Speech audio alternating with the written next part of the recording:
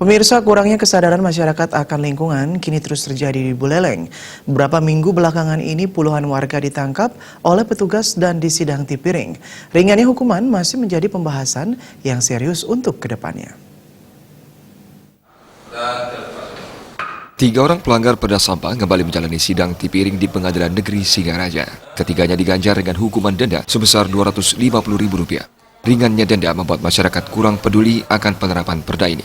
Hakim berencana akan meningkatkan sanksi hukuman kepada para pelanggar. Perda penanggulangan sampah tidak hanya dikenakan denda, melainkan akan divonis kurungan jika terbukti bersalah. Hakim Gede Karanganggayaso menjelaskan, jika besaran denda atau kurungan tidak ditingkatkan lagi, disinyalir oknum-oknum yang kebal hukum bisa saja mengabaikan peraturan yang ada. Pingin saya ke depannya, mungkin masih tahap awal ya, kita masih baru beberapa perkara yang akan kita berjalan. Nanti ke depannya mungkin kami lebih pertegas lagi. Saya sudah koordinasi dengan teman-teman, mungkin dendanya mungkin akan ditambah lagi. Efek jerahnya lebih. Itu bila perlu, nanti mungkin ke depannya kalau memang akan berlanjut terus seperti itu, yang pikir bisa bayar, kata amun tangkap. Bisa saja, kan ada ancaman.